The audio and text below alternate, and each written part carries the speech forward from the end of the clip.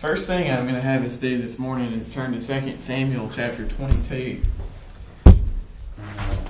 Because I want to give us some necessary background information in the scriptures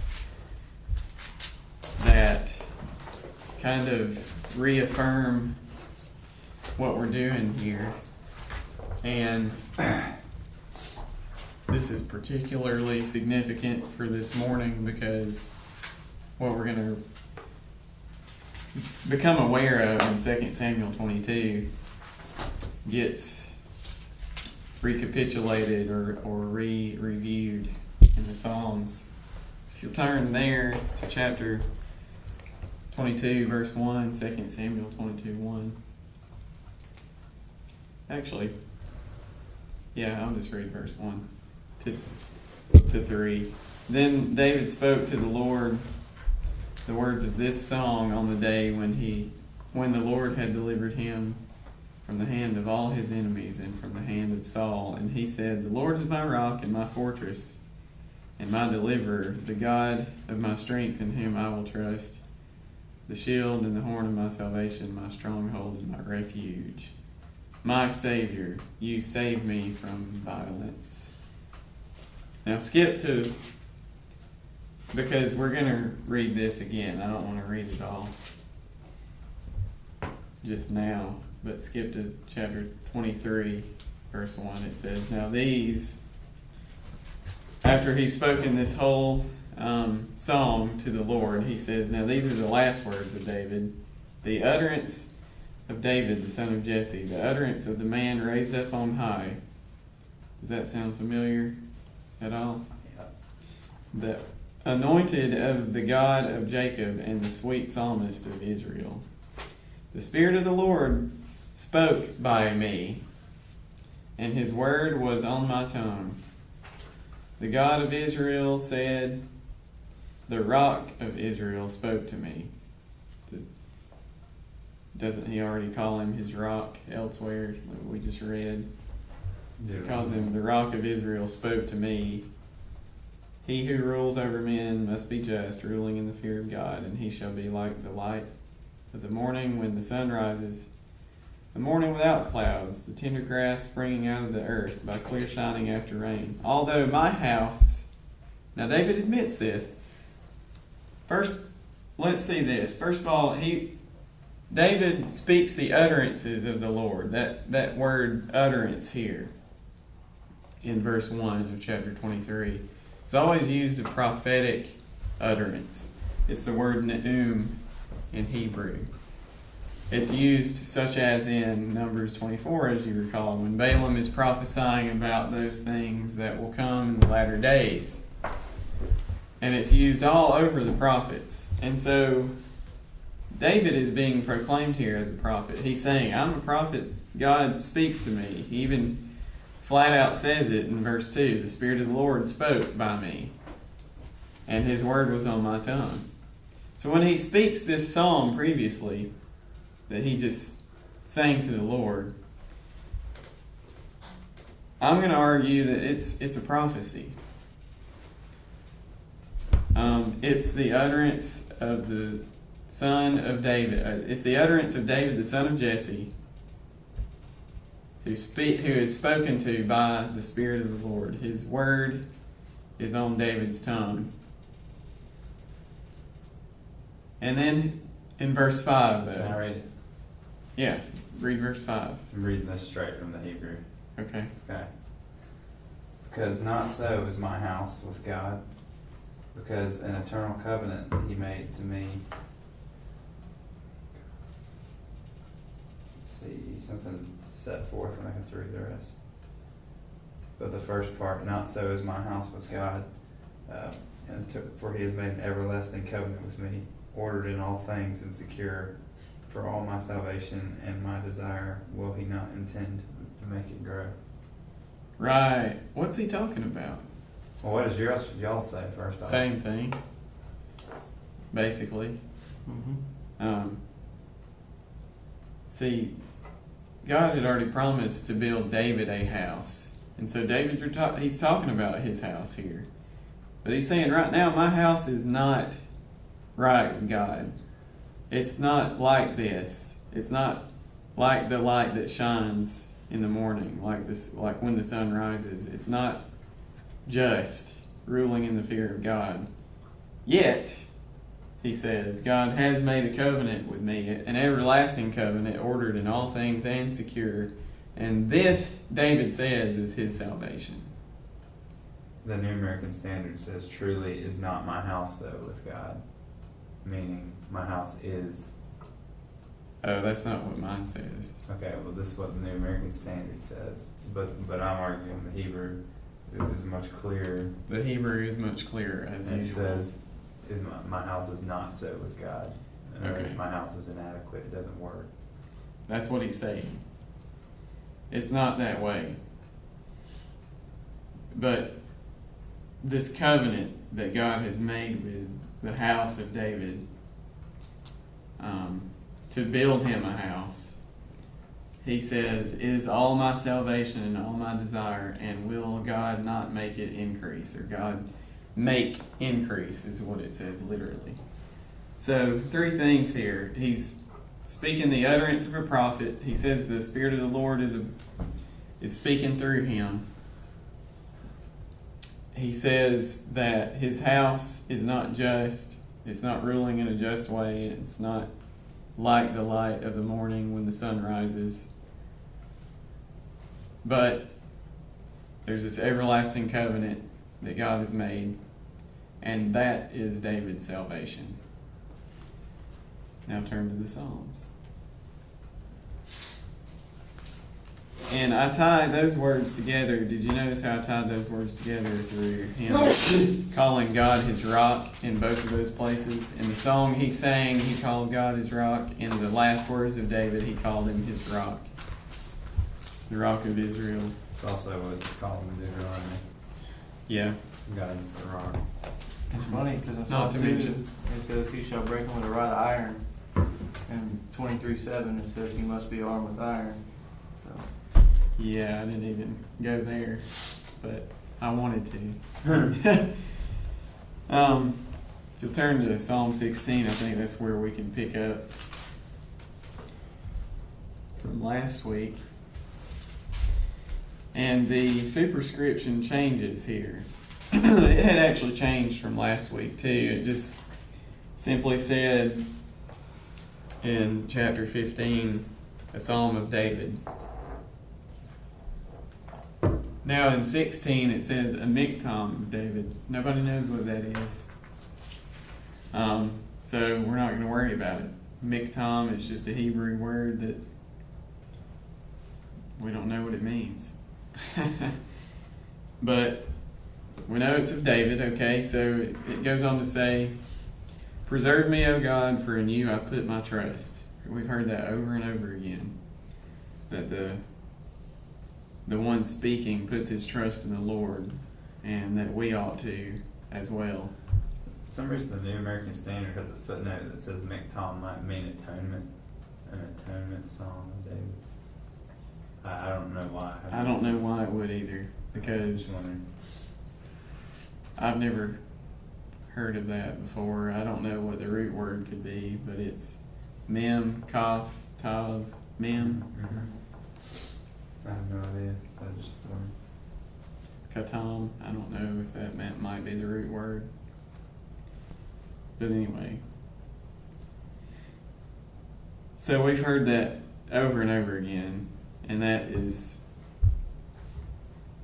intertextual to the point of like it's obvious and it's almost overkill as far as intertextuality goes, but it's not overkill as far as theological importance of it goes, because this whole life for us is based on trusting in God, trusting in the Lord.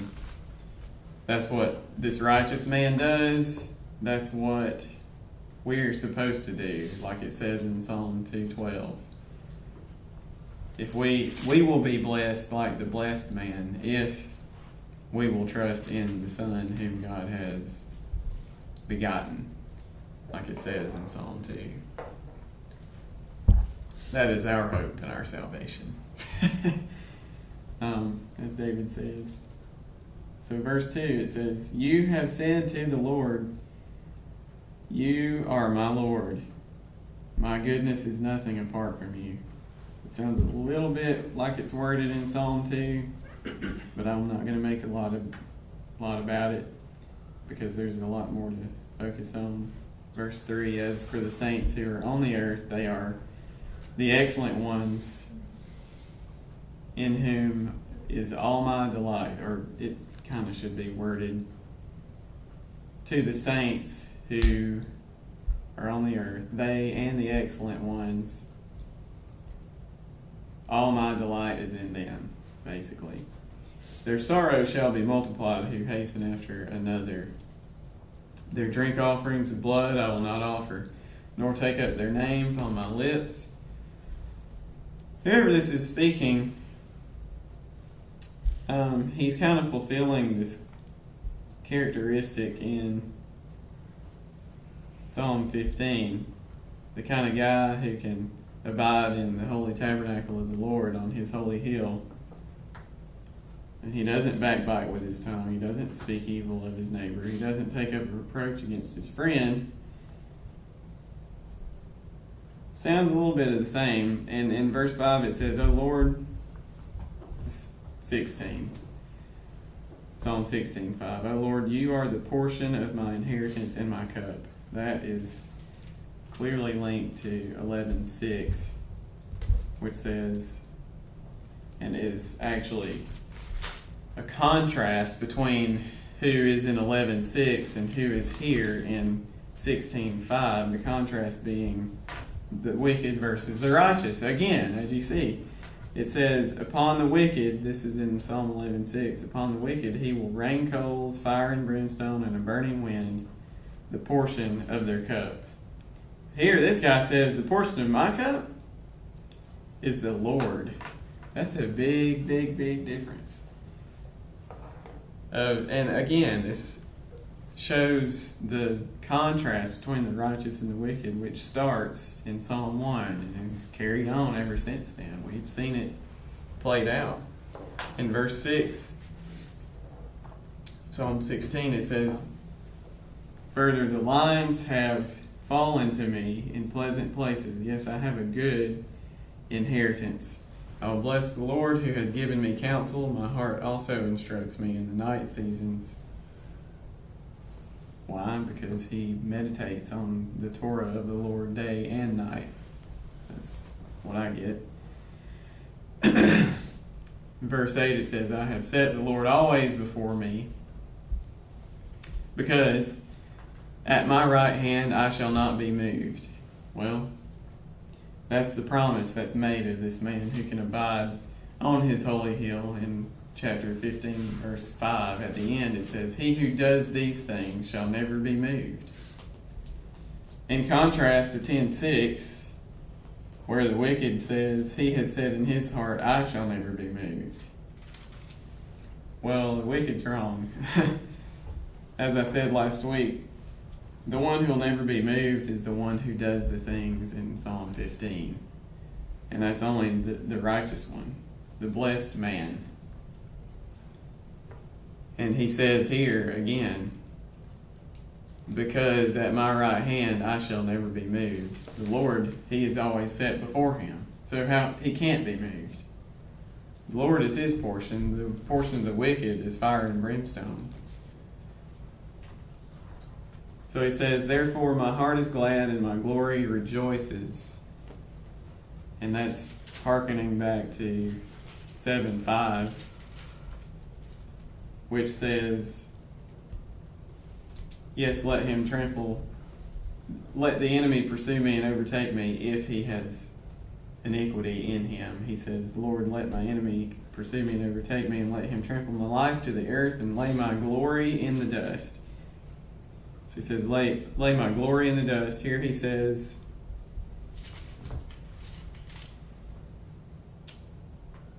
in verse 9, "Therefore my heart is glad and my glory rejoices." His glory, that's kind of a building theme in the Psalms as well. It's it's part of the tapestry that keeps getting woven together more and more so that the picture increases as you keep reading. And we find out in Psalm 3, by the way, that his glory is the Lord. And then he says this, my flesh will also rest in hope. Well, that's big time.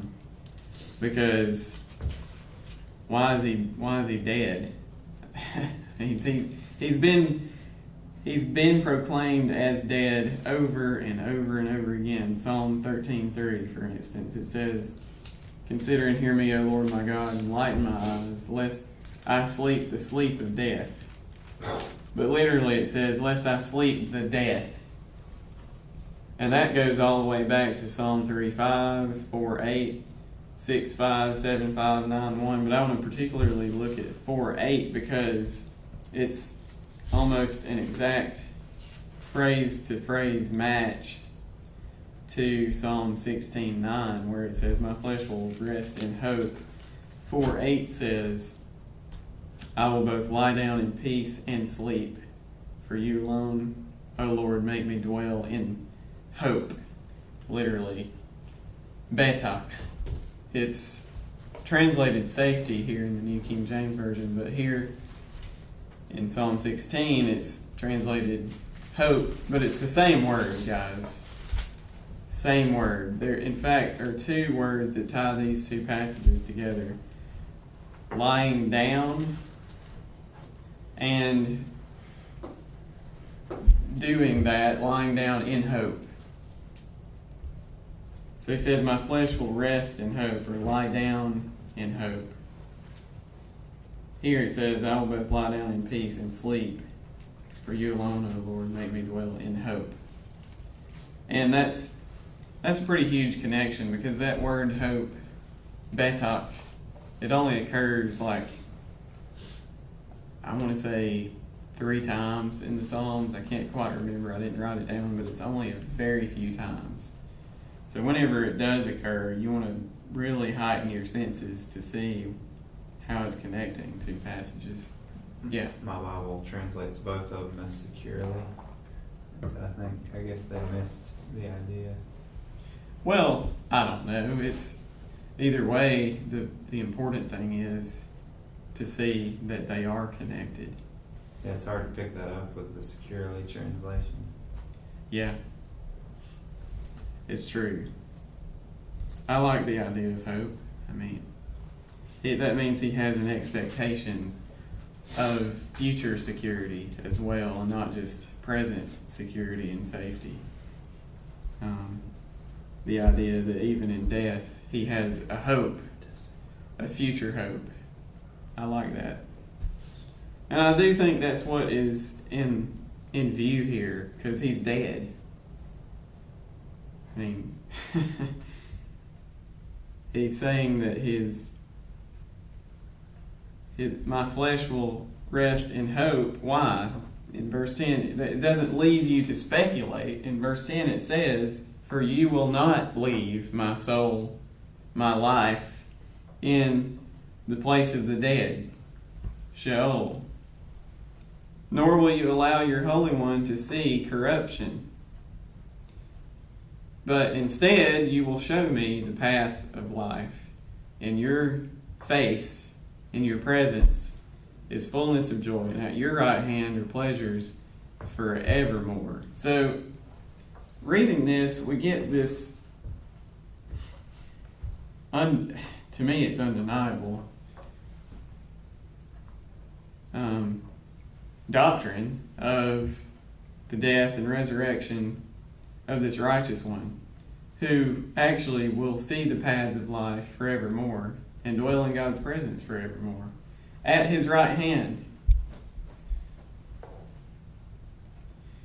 So it's if for nothing else, the apologetic usefulness of this, the apologetic usefulness of right interpretation of the Psalms and the Scriptures in general is that Christ is prophesied in advance, clearly to me. And what do you do with that? When people want to raise skeptical questions and critical issues in the Bible, they want to say, well, it's not accurate, you can't believe it, blah, blah, blah. It's all just historical, and it's not even accurately historical. Well, okay, none of that's true, number one. Usually you can just counter that by saying, oh, okay, well, show me a contradiction then. And they can't show you, usually. But they have to deal, anybody who's going to take the Bible seriously, this is the bottom line. They have to deal with predictive prophecy. What do you do with predictive prophecy? Things that were written about the Messiah before he ever came on the scene, centuries before he ever came on the scene, and we can prove it because you can see it in the Dead Sea Scrolls before Christ was ever born. You can see it in the Septuagint before Christ was ever born. And so we have to deal with this.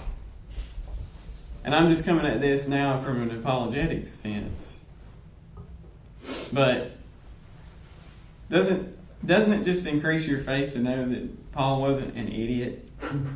When he says in 1 Corinthians 15 that Christ died according to the Scriptures, and that he was buried, and that he was raised on the third day according to the Scriptures, that he knew what he was talking about, that he's reading the Psalms, just for instance. He was reading more than just the Psalms, but he was reading the Psalms, and he's seeing, okay, obviously, his flesh will rest in hope. His soul will not be left in Sheol, and he's not going to see corruption. In fact, he's going to see life in the presence of God forevermore. Now we can go on. One thought. Yeah. I know we'll never get there, but it says in your right hand there are pleasures forever. Is that built on the Psalm 110 where God tells him, sit at my right hand? Once you get to Psalm 110? I don't know. Haven't gotten there yet. Well, that's what I'm saying. We probably won't, but it's just in your right hand there are pleasures forever. And then God tells him, sit at my right hand. There's something to that. There is. I would think, because it ties together the term right hand with these psalms together. So I'm of the persuasion that the one who compiled all this, he's not wasting any words. God didn't waste any words when he wrote these by the hand of David and others. He intended to make a book of them. The next one says it's a prayer of David. And he says, hear a just cause, O Lord. Attend to my cry. This, of course, we've heard this before over and over again. 4:1, 5:1. Give ear to my prayer, which is not from deceitful lips. Let my vindication come from your presence. All these things, intertextual. Let your eyes look on the things that are upright. You have tested my heart. That's 11:5 right there. It says the Lord tests the righteous, but the wicked and the one who loves violence his soul hates. The Lord tests the righteous, and he says here, you've tested my heart. You've visited me in the night. Well, how do we know that? Because his heart instructs him in the night seasons. The Lord has visited him in the night. You've tried me and found nothing. Well, that's amazing. This is not David, okay? David is a prophet in a particular situation, but he's a prophet. And he's speaking about things to come. He speaks by the utterance of the Lord, and the words of God are on his tongue. He speaks as a prophet, speaking about future things, future people. In fact, he makes it clear in Samuel. He's talking about things concerning his house and things concerning all of his salvation. And so this guy, who is the greater David, we'll say, says, you've tried me and found nothing. Nobody can claim that. And as you remember in Psalm 14, no one is righteous, not one. Even those who fear the Lord have never done any good. All their deeds are corrupt. So fear of God is not enough to count you righteous. God remembers those who fear Him. But they're still all wicked. And there's only one righteous one. Because somebody calls upon the Lord. None of these people in Psalm 14 do, but somebody does. This guy does. The one who says, you've tried me and found nothing. I have purposed that my mouth shall not transgress. This again harkens back to Psalm 15. Concerning the works of men, by the word of your lips I have kept away from the paths of the destroyer. Uphold my steps in your paths, that my footsteps may not slip. I have called upon you, again, calling upon Him, and He hears him, and He says, incline your ear to me, and hear my speech. This, again, goes back to all the way to Psalm 4, Psalm 5, and continuing. Show your marvelous loving kindness by your right hand. Well, he just started talking about the right hand. That's actually the first mention of right hand in Psalm 16.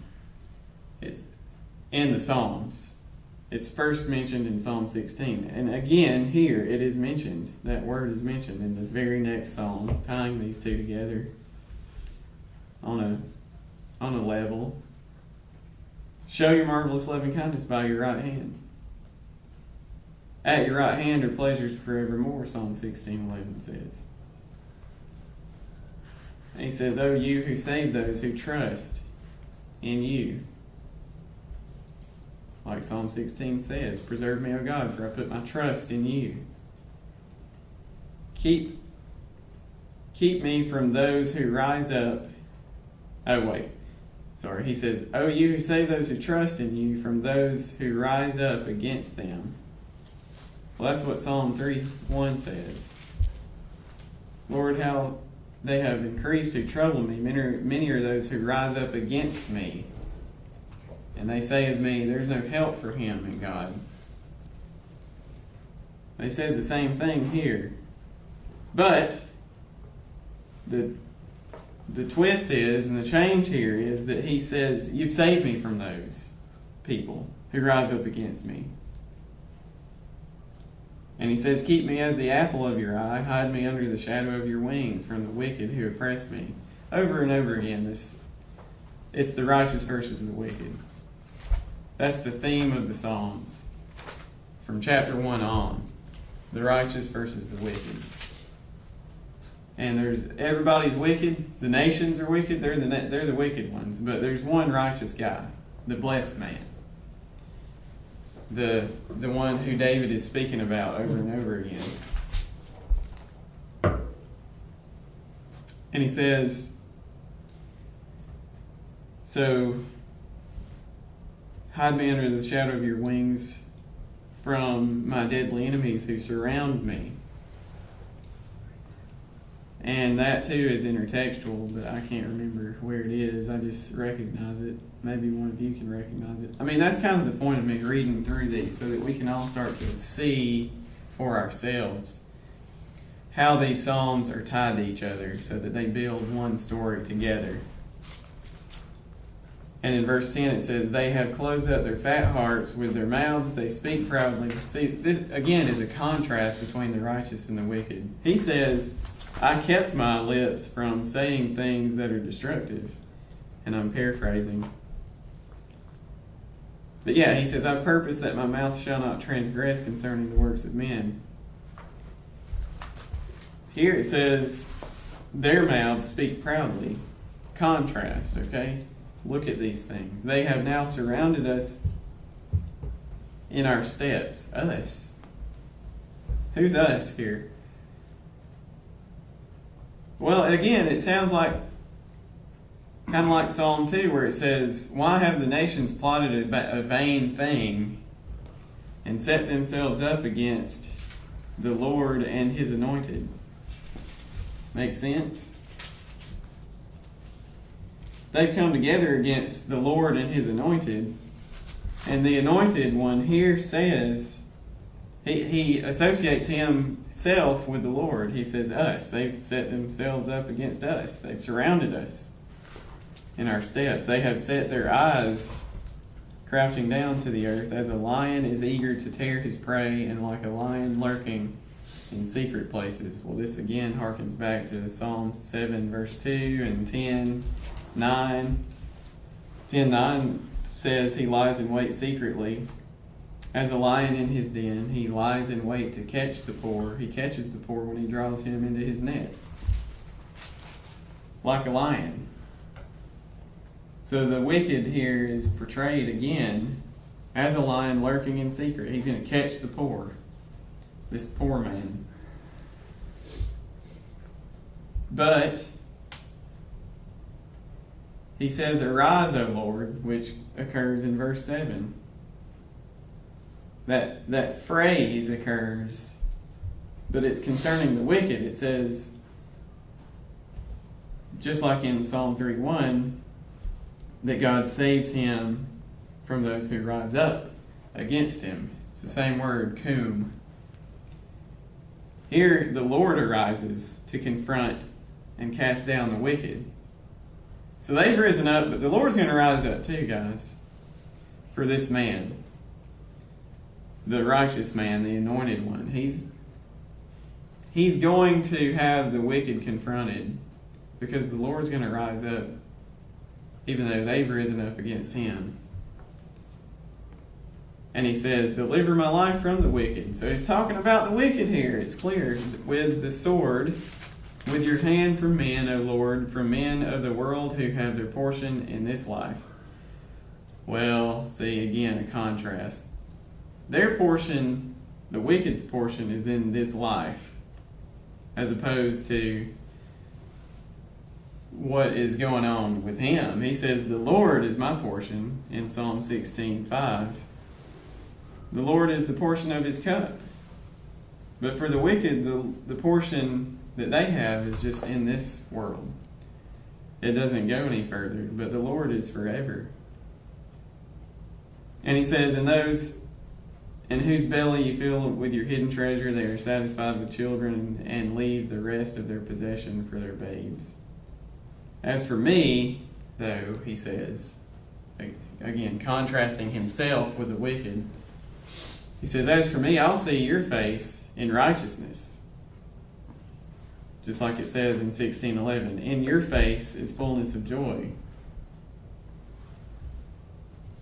And also in 13:1, because 13:1 says, which is interesting, if you go back actually to 13:1 and 10:11, let's read 10:11 first, because it says, the wicked has said in his heart, God is forgotten, he hides his face, he will never see. And in Psalm 13:1 it says, how long, O Lord, will you forget me forever? How long will you hide your face from me? But here is an answer to those psalms. See, these psalms build on each other in such a way that they are constantly answering each other.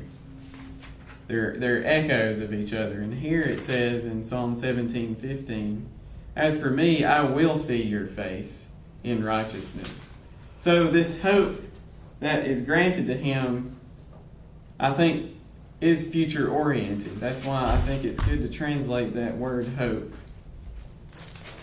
When he says, my flesh will also rest in hope. It's because he's going to see God's face in righteousness and shall be satisfied when he awakes. Okay? This, to me, is clearly tying Psalm 17 back to 16, where it says he's going to lay down and rest in hope, but he's not going to stay dead.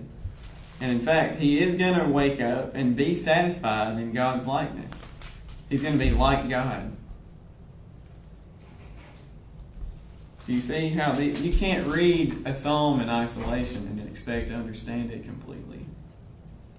We have to read this book as a whole, as a unity, so that we can put the puzzle pieces together and get the story that is being unfolded as you keep reading. So the next psalm, which we just read the first verses of, Psalm 18, is actually the song that David sings in 2 Samuel 22. Go ahead, Mason. I just finished reading 2 Kings, and this, what we just talked about, reminded me in verse 17, 18. It says, "Therefore the Lord was very angry with Israel and removed them from his sight. There was none left but the tribe of Judah." And I don't know, just reminded me of that. Israel just kind of ringing a bell here in their disobedience. Yeah. Being removed from his sight. Is that what you're getting at? Yeah. They're also, and there it also says he cast them away in the book of Kings. Knowing that at this point is important, because the Psalms come way after Kings in the order of the Tanakh. Mm-hmm. So when you know that Israel is not in view here, well, it's somebody else. David's not talking about Israel. David's not talking about himself, because he says of his own house, well, my house is not like this. Mm-hmm. But my salvation, all my salvation, rests in the hope of this everlasting covenant that God has given me. Which was what? Y'all remember? God says to David, well, first David says to God, I want to build you a house. And God says, no, you won't build me a house, but I will build you a house. And I'll establish your son. He doesn't say which son. There's no word for grandson or great-great-great-grandson in Hebrew. It just, David's son, whoever he is, way on down the line, whether he's Solomon or somebody else. He doesn't say. But we find out it's not Solomon when you read Kings, didn't you? Solomon's a failure. So the son of David will be established on God's throne forever is what God promises him. And that is the covenant that David's hope lies in. The thing that he says, all my salvation is in that. And so I believe that David, speaking as a prophet, is speaking here about his son, who is actually the Son of God, according to Psalm 2. The king who God establishes on his holy hill. The one to whom God says, today I have begotten you, you are my son. And we won't get that, though, if we don't read these Psalms as a collective unity. If we keep, and I'm not saying this is a bad idea, but if we follow Bible reading patterns, like read the Psalms in a year, or read a Psalm every month,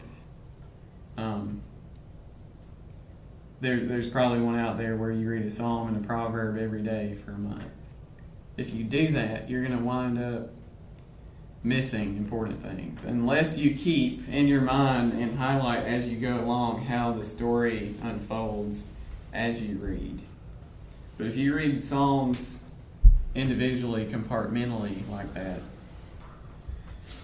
you're going to miss the waffle. And what I mean by that, I'm building an analogy here. You know what a waffle looks like. You got a waffle. And it's round, you know. But if you are just looking at the compartments of the waffle, if you're just looking here, you can't tell that this waffle is round because your focus is wrong. You're looking at this square, just this little individual compartment. That's why I say compartmentalize. You're looking at just this one square, and you can't tell that all these squares actually are put together to make up one round unit, a whole waffle. So your focus has to be on the whole waffle. Okay? That's the analogy. Because if it's not, you're going to miss it. And you're not going to get a good breakfast. And everybody knows that breakfast is the most important meal of the day, and I haven't had mine yet. So I'm going to write a devotion on the Psalms called Focus on the Waffle. Oh my gosh. It's going to be a bestseller. But does that make sense? Oh, yeah. If you only look, okay, this is Psalm 1. I got Psalm 1, it's a square. Okay, move on. I'm looking at Psalm 2. Okay, I'm looking at Psalm 2, it's a square. No. You got to put these all together so you can see what it is that you're looking at. Otherwise, you don't know what you're looking at.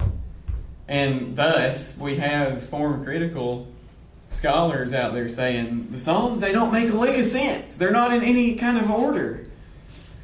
Because they're trying to figure out every individual psalm by itself. They're trying to say, okay, the first psalm, it is a blah, blah, blah psalm. And the second psalm, it's a royal psalm. And this psalm, it's a psalm of wisdom. And those are just imposed categories. That's all they are. And maybe that's what they are.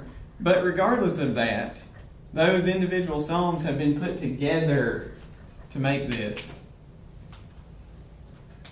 And if you miss that, you miss the theological point, the theological import of all this. You miss the whole story and the point of the book of Psalms. Stephen's telling what you said. Don't miss the waffle or you'll leave hungry. Hey, that's great. That's I'm awesome. telling you, this devotion's coming Don't along. miss the waffle or you'll leave hungry. And you will. Your soul will be lean. If you miss reading this way, your soul will be lean. Okay? I can keep going. I see exactly what David's talking about here. Don't miss that waffle. Oh my gosh. Yeah. Anyway, Anyway, Psalm 18. Does syrup count We've as already- like the Holy Spirit? Okay, sorry. Well, maybe. But we won't go there. Are you waiting on you the fork or not? This Psalm 18 is the one we just looked at a little bit. And it starts out like we're familiar with, to the chief musician or to the conductor of the orchestra, the one bringing all these things to a close. The one bringing finality, the one that... In fact, Dr. McKinnon just translates it to the eschaton, to the end. So, to the end of David, the servant of the Lord. Does anybody recognize that phrase? That's only spoken of by two other people, Moses and Joshua, if I'm correct. This also, in an intertextual scheme, means that Joshua is a greater Moses and David is a greater Joshua. In fact, David's life portrays Joshua's almost like a mirror image, except David actually takes over the whole land. Joshua misses the Jebusite kingdom, which is in Jerusalem, but David takes over that one and finishes it off. So he speaks to the Lord the words of this song, as we heard, on the day that the Lord delivered him from the hand of all his enemies and from the hand of Saul. And he said, and let me just stop right here and say, I cannot possibly indicate to you all the intertextuality that's happening in this psalm because it's a lot. So I'm just going to emphasize certain words. Well, isn't this a direct quote from 2 Samuel? It's almost exactly the same. Yeah. Yeah, I mean, it's pretty much like they copied and pasted the 2 Samuel 22 psalm. Yep. That's why I referred to it earlier. And he says, I will love you, O Lord, my strength. The Lord is my rock. Deuteronomy 32:4 and 10, 18, 30, 31. Over and over again in Deuteronomy 32, Moses calls the Lord the rock. Here, interestingly, where David is called the servant of the Lord, which only Moses and Joshua is called, he says, "The Lord is my rock and my fortress, and my deliverer, my God, my strength, in whom I will trust." Again, he's trusting. "My shield," we've heard that before. "And the horn of my salvation, my stronghold," we've heard that before. "I will call upon the Lord." Again, we have heard that plenty of times. "So shall I be saved from my enemies." That is a definite statement of confidence. All these times in the previous Psalms, he said, "Lord, please save me from the wicked man who rises up against me, from the lion that crouches down, from those who speak proud words." Here he says, "I will be saved from my enemies." And he said it elsewhere as well. And you almost expect him to say what comes next, right? "The pangs of death surrounded me." So again, this whole idea of this righteous man dying, he's going to die. The death is surrounding him, and the floods of ungodliness made him afraid. The sorrows of Sheol surrounded him. The snares of death confronted him. I'm talking about him, but he's speaking in the first person here. And he says, "In my distress I called upon the Lord, and I cried out to my God. He heard my voice from his temple," from his holy hill, right? Where have we heard this? 5 times before? From 11:4, 5:7, 4:6. No, sorry, 3:4 and 2:6. The holy temple of the Lord, where God's throne is in heaven, according to 11:4. And so he goes on to say, "And my cry came before him even to his ears." Just like he says in Psalm 17:1, "Hear a just cause, O Lord, give ear to my prayer. Attend to my cry." His cry does come before him and to his ears. Then the earth shook and trembled. In verse 7, "The foundations of the hills also quaked and were shaken because he was angry. Smoke went up from his nostrils and devouring fire from his mouth. Coals were kindled by it. He bowed the heavens also and came down. With darkness under his feet, he rode upon a cherub and flew. He flew upon the wings of the wind. He made darkness his secret place. His canopy around him was dark waters, thick clouds of the sky. From the brightness before him, his thick clouds passed with hailstones and coals of fire, by which, by the way, the wicked will be destroyed." So God comes here on behalf of his righteous one to destroy the wicked. This is definitely to the eschaton. This is to the end. God is going to do this in the last day. So David is definitely speaking here as a prophet, as we saw in 2 Samuel, when he first speaks this song in the scriptures. It occurs first in 2 Samuel 22, where, again, it says David's a prophet. And it goes on and says in verse 13, "The Lord thundered from heaven, and the Most High uttered his voice, hailstones and coals of fire. He sent out his arrows and scattered the foe, lightnings in abundance, and he vanquished them. Then the channels of the sea were seen. The foundations of the world were uncovered." This is flood language, which again is appropriate for this because it's judgment. It's God's global judgment. Universal judgment that will destroy the wicked. And he says, "At your rebuke, O Lord, at the blast of your breath, of your nostrils, he sent from above, he took me." What?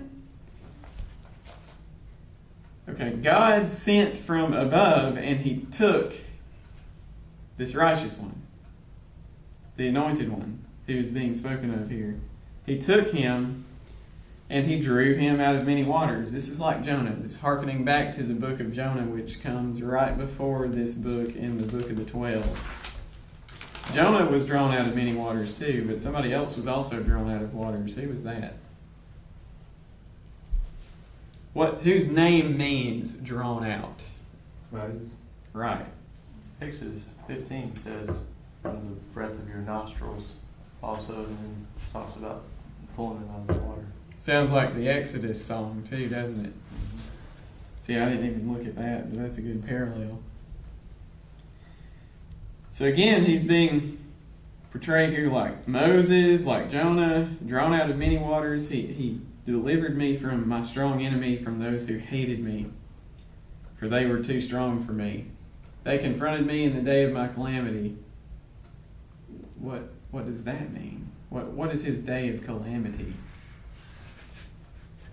I think it's referring to the day of his death, when he is surrounded by the pangs of death in Sheol, when he's brought down by the wicked. So here, maybe for the first time, most clearly we see that in this conflict between the righteous and the wicked are going to beat this guy down. The wicked are going to win the battle, as it were, over the righteous one for a time. But God is going to rise up against those who have risen up against him, and he's going to destroy them. And if you had any doubt about that, just reread what we just read. And he says, the Lord was my support. And in verse 19, he goes on, he also brought me out into a broad place. So here he's talking about his hope. What's the good that's going to befall him after the wicked has come upon him in the day of his calamity? He says, God delivered me because he delighted in me. Like Psalm 16:3 says, the saints, the excellent ones who are on the earth, all God's delight is in them. All God's delight is in this guy. He delivered him because he delighted in him. And he says, the Lord rewarded me according to my righteousness, just like Psalm 7:8 says. I'd kind of like to read that one too. Psalm 1:2. His delight is in the law of the Lord. Yeah. Psalm 7:8 says, the Lord shall judge the peoples. Judge me, O Lord, according to my righteousness and according to my integrity within me. And he says here, the Lord did. And he rewarded him according to his righteousness and according to the cleanness of his hands. He has recompensed me, for I have kept the ways of the Lord and have not wickedly departed from my God. For all his judgments were before me. All these judgments that were just talked about, judgments against the wicked, the righteous knows them. They are before him. It's almost as if he's also the judge along with God. Those judgments are before him. And he says, I did not put away your statutes from before me. That's an interesting word which only occurs in the Psalms, if I'm not mistaken. It's pekudah, and it means God's appointments, I think. In verse 23 it says, I also was blameless before him, and I kept myself from my iniquity. Well, again, these are huge claims for somebody, for any man. But we're not just talking about any man here. We're talking about the one who is God's Son, his anointed, his king, who he set up on his holy hill, who actually dwells with him. God is his glory. All these things which we've learned about him thus far. And we've already heard that he's blameless. And he says, therefore the Lord has recompensed me according to my righteousness and the cleanness of my hands in his sight. With the merciful, he says, you will show yourself merciful.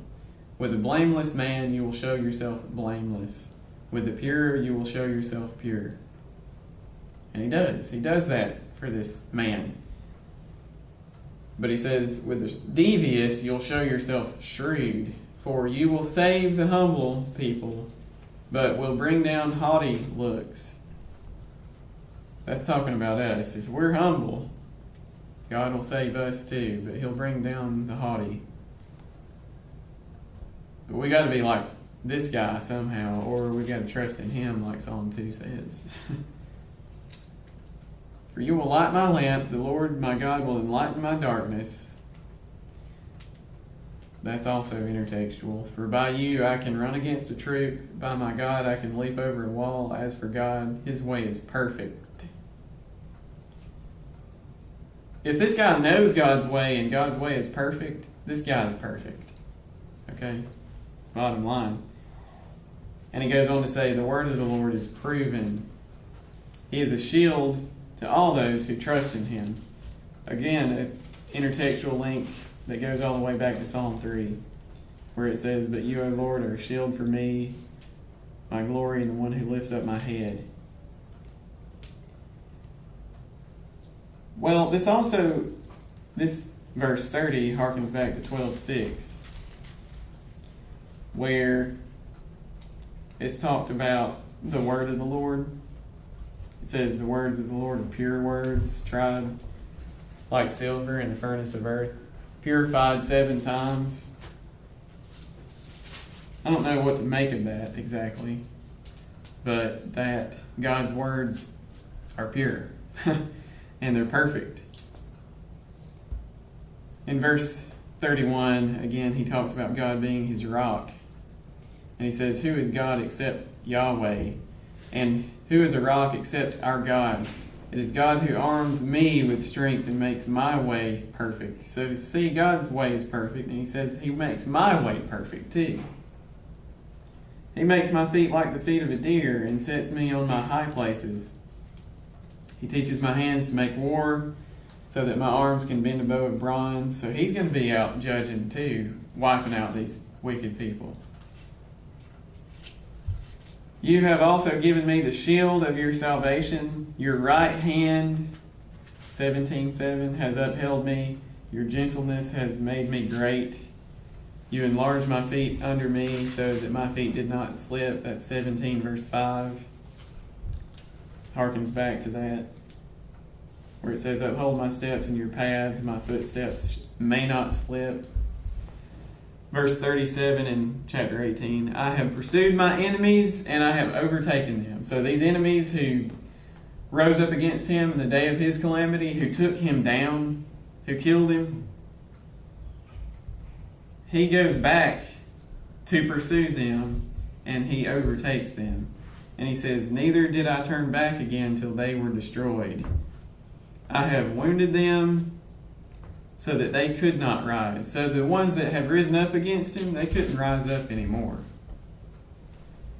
This is an answer, again, an answer to 17 verse 7. And here he says, they have fallen under my feet. Interesting, because he says already, I have wounded them, which is the same word used in Genesis 3:15, where it says that he will wound the head of the serpent, but he will strike his heel. The serpent will strike his heel. They had fallen under my feet, though, and you need to think about Genesis 3:15 there. When the wicked falls under his feet, it's not just people that are being talked about here. In other words, it's Satan and his seed. That's who the wicked are. But we've already found that out in 8 verse 6, where it says, you have caused him to have dominion over the works of your hands, and you have put all things under his feet, including the beasts of the field, like the serpent. And he says in 18:39, for you have armed me with strength for the battle. You have subdued under me those who rose up against me. re-emphasizing that again. You have also given me the necks of my enemies so that I destroyed those who hated me. They cried out, but there was none to save, even to the Lord, but he did not answer them. Then I beat them as fine as the dust before the wind. That's pretty bad beating. The wicked, they rose up against him, legitimately. They killed him, actually. But then he rises up again against them, and he beats them as fine as the dust. And he casts them out like dirt in the streets. And then he says, you have delivered me from the strivings of the people. You have made me the head of the nations. This is Psalm 2 all the way. A people I have not known shall serve me. Psalm 2 says, ask of me and I'll give you the nations. And it says that he will rule the nations with a rod of iron. And in verse 44 it says, as soon as they hear of me, they obey me. Yes, foreigners submit to me. The foreigners fade away and come frightened from their hideouts. I would. I pray I would.